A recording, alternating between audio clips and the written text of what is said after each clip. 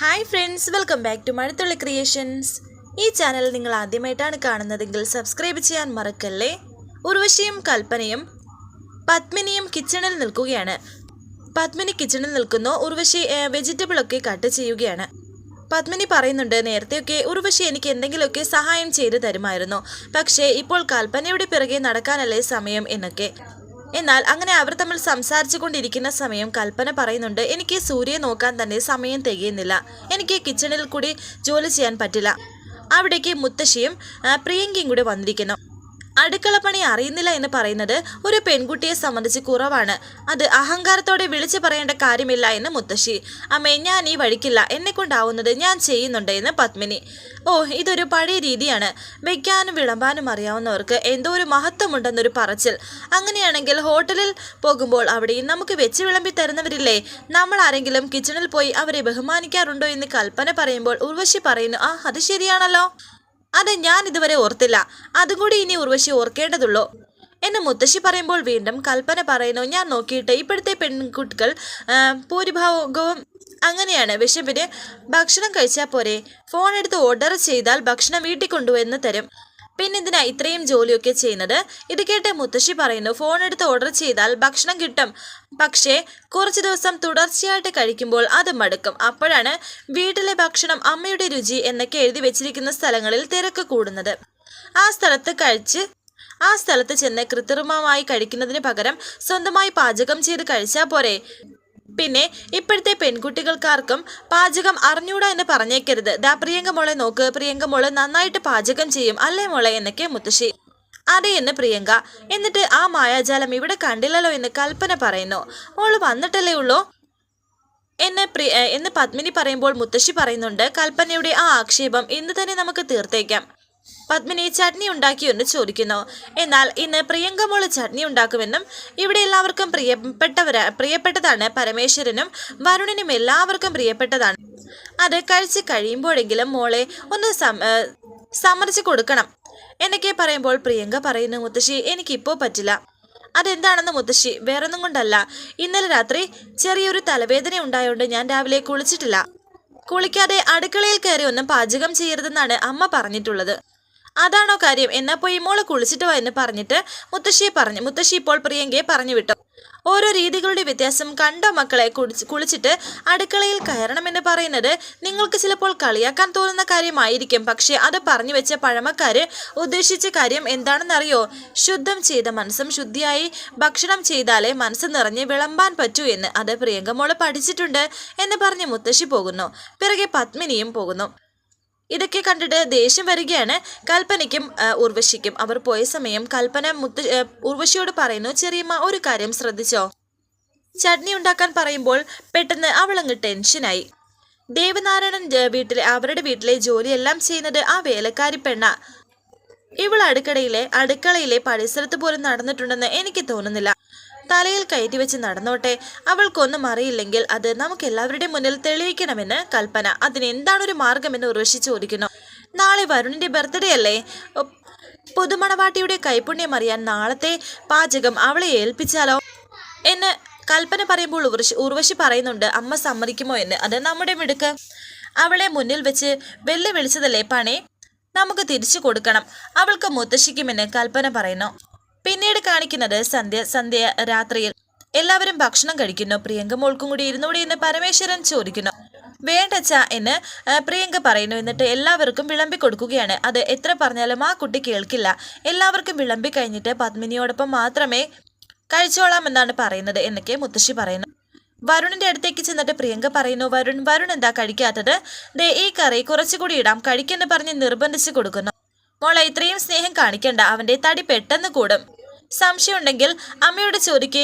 വിവാഹം കഴിഞ്ഞ് 2 ദിവസം കൊണ്ട് എനിക്ക് കൂടിയത് 6 കിലോയാണ് എന്നൊക്കെ ചെറിയച്ഛൻ പറയുന്നു. സ്നേഹത്തോടെ അടുത്തുനിന്ന് ഒരാൾ വിളമ്പിയാൽ അറിയാതെ കഴിച്ചു പോകും. എന്റെ ഭാഗ്യത്തിന് എനിക്ക് അത് തടി കൂടിയിട്ടില്ല എന്നൊക്കെ സൂര്യ പറയുന്നു. വരുൺ, നാളെ നിന്റെ ബർത്ത്ഡേ അല്ലേ, എന്താണ് പ്രോഗ്രാമിന് ചെറിയച്ഛൻ വരുണിനോട് ചോദിക്കുന്നു.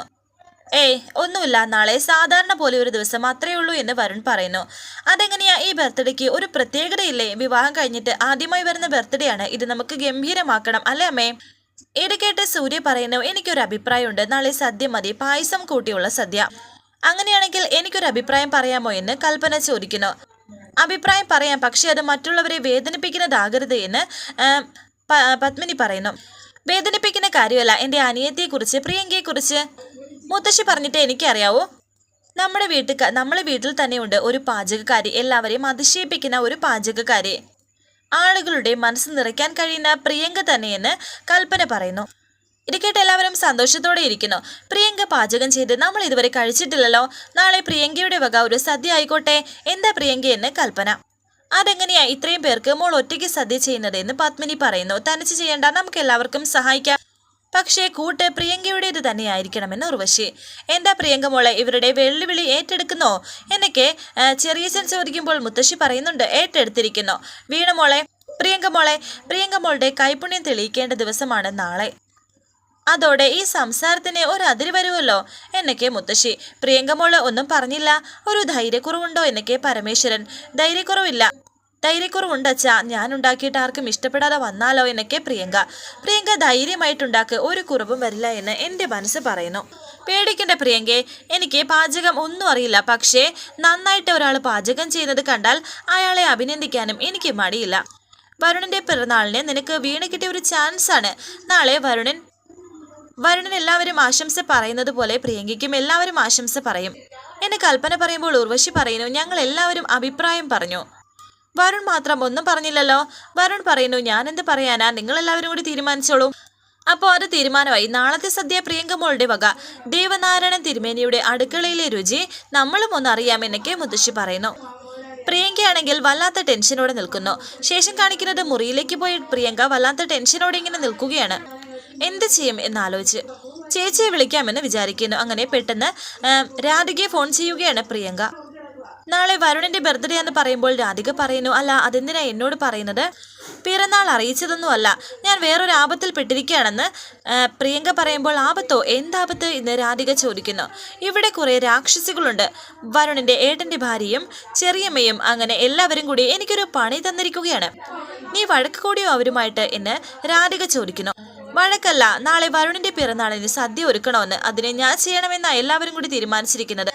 നിനക്കറിയില്ലെന്ന് പറഞ്ഞുകൂടായിരുന്നോ എന്ന് രാധിക പറയുമ്പോൾ പ്രിയങ്ക പറയുന്നുണ്ട്, എന്നിട്ട് എല്ലാവരും കൂടി എന്നെ ചവിട്ടി പുറത്താക്കിയാലല്ലേ ചേച്ചിക്ക് സന്തോഷമാകൂ അല്ലേ? എടി ഇതിൽ ഞാൻ എന്ത് ചെയ്തിട്ടാ എന്ന് രാധിക. ഞാനേ ദേവനാരായണ തിരുമേനിയുടെ മകളാണ്, പാചകത്തിൽ വലിയ കൈപുണ്യമാണ് എന്നൊക്കെ ആ മുത്തശ്ശി ഇവിടെ വിളമ്പി നടക്കായിരുന്നു. അതാണ് കുഴപ്പമായത്. ആ പെണ്ണുങ്ങളാണെങ്കിൽ കിട്ടിയ അവസരം കൃത്യമായിട്ട് ഉപയോഗിച്ചു. ഇനിയിപ്പോൾ എന്ത് ചെയ്യാനാ? ഞാൻ അടുക്കളയിൽ കയറി എന്തെങ്കിലും ഉണ്ടാക്കിയാലുള്ള അവസ്ഥ അറിയാലോ. പിന്നെ കണിമംഗലുമായിട്ടുള്ള ബന്ധം എല്ലാം അവസാനിക്കും. എനിക്ക് പ്രിയങ്ക പറയുമ്പോൾ രാധിക പറയുന്നു, നിനക്കെന്നാൽ വരുണിനോട് പറഞ്ഞുകൂടായിരുന്നോ എന്ന്. ആ വഴി ചിന്തിക്കേണ്ട. നാളെ രാവിലെ ഞാൻ എന്തെങ്കിലും പറഞ്ഞ അമ്പലത്തിലേക്ക് വരാം. ചേച്ചി അവിടെ ഉണ്ടാകണം. അത്യാവശ്യ കാര്യങ്ങൾ എനിക്കൊന്ന് പറഞ്ഞു തന്നാൽ മതിയെന്ന് പ്രിയങ്ക. അങ്ങനെ പറഞ്ഞാൽ നിനക്ക് മനസ്സിലാവുമോ എന്ന് രാധിക ചോദിക്കുന്നു. ഇയാളെ മലയാളത്തിലല്ലേ പറയുന്നത്, ഞാൻ മനസ്സിലാക്കിക്കൊള്ളാം. എൻ്റെ ദൈവമേ, നാളത്തെ ദിവസം എങ്ങനെയെങ്കിലും ഒന്ന് കഴിഞ്ഞാൽ മതിയായിരുന്നു എന്നൊക്കെ പ്രിയങ്ക. മോളെ ടെൻഷനാകല്ലേ എന്ന് രാധിക പറയുമ്പോൾ ടെൻഷനാകാതെ പിന്നെ എങ്ങനെയാ? കുറെ ആളുകൾ നന്മ വിളമ്പിക്കൊണ്ട് നടക്കാണ് മനുഷ്യനെ പെടാപ്പാട് പെടുത്തിക്കാൻ. ചേച്ചി നാളെ ഉണ്ടാകുമല്ലോ അല്ലേ എന്നൊക്കെ പ്രിയങ്ക. എന്നാ ശരി, നാളെ കാണാം. ഇനിയിപ്പോൾ പാതിരാത്രിയാകുമ്പോൾ വിഭവത്തിന്റെ ലിസ്റ്റും കൊണ്ട് വരുമോ എന്തോ എന്നൊക്കെ പറഞ്ഞിങ്ങനെ ടെൻഷനോടെ നിൽക്കുകയാണ് പ്രിയങ്ക. ഫോൺ വെച്ചതിന് ശേഷം രാധിക ഇങ്ങനെ ഓർക്കുന്നുണ്ട്, നാളെ പിറന്നാളാണ് അല്ലേ? അങ്ങനെ ഇപ്പോൾ പിറ്റേ ദിവസമായിരിക്കുന്നു. ഇന്നാണ് വരുണിന്റെ പിറന്നാള്. രാവിലെ തന്നെ ന്യൂസ് പേപ്പർ വായിച്ചുകൊണ്ടിരിക്കുകയായിരുന്നു പരമേശ്വരൻ.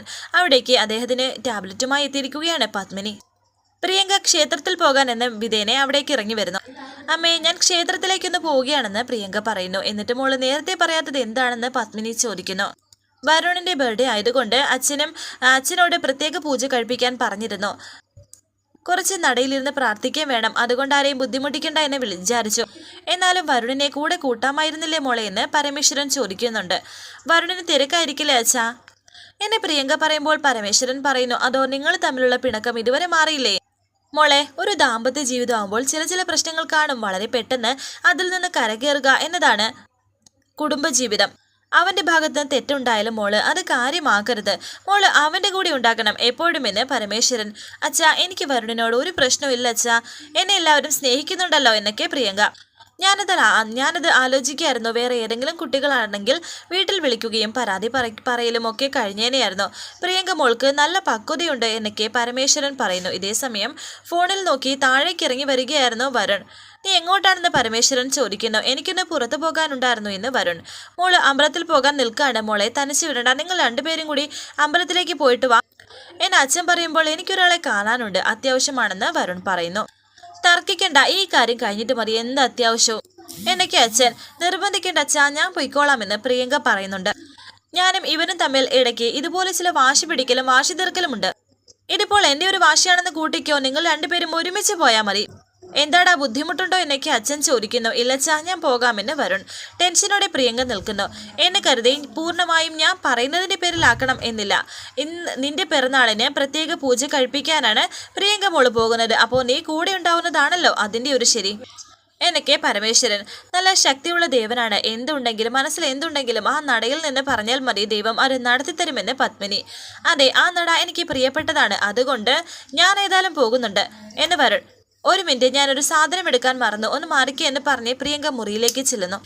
ചേച്ചി അവിടെ കാത്തിരിക്കുകയാണ്. ഈ അച്ഛനും അമ്മയ്ക്കും വല്ല കാര്യമുണ്ടോ? ചേച്ചിയോട് അവിടുന്ന് പൊയ്ക്കോളാൻ പറയാമെന്നൊക്കെ പ്രിയങ്ക വിചാരിക്കുന്നുണ്ട്. അങ്ങനെ ഫോൺ എടുത്ത് രാധികയെ വിളിക്കുന്നു. എന്നാൽ ഫോൺ വിളിച്ചിട്ട് കിട്ടുന്നില്ല. മോളെ, എന്താ എടുക്കാൻ വന്നത് കണ്ടില്ലേ എന്ന് ചോദിച്ച് പത്മിനി അവിടേക്ക് വന്നു. മോള് ആ ഫോൺ ഇവിടെ വെച്ചിട്ട് പോയിക്കോളൂ. ക്ഷേത്രത്തിൽ പോകുമ്പോഴെങ്കിലും മനസ്സ് സ്വസ്ഥമായിട്ടിരിക്കട്ടെ. മാത്രമല്ല, രണ്ടുപേരുടെയും കയ്യിൽ ഫോൺ ഉണ്ടെങ്കിൽ രണ്ടുപേരും അതിൽ നോക്കിക്കൊണ്ടിരിക്കും. ഇങ്ങനെയുള്ളൊരു സാധനം കയ്യിലില്ലെങ്കിൽ പരസ്പരം നോക്കുകയും ചെയ്യും. അതുകൊണ്ടാണ് പറയുന്നത്, ഇങ്ങ് തന്നെ അമ്മ ഭദ്രമായി വെച്ചോളാം എന്ന് പറഞ്ഞ് പത്മിനി പ്രിയങ്കയുടെ ഫോൺ വാങ്ങിച്ച് അവിടെ വെച്ചു. എന്നിട്ട് പ്രിയങ്കയെ വരുണിനോടൊപ്പം പറഞ്ഞു വിടാൻ തുടങ്ങുന്നു.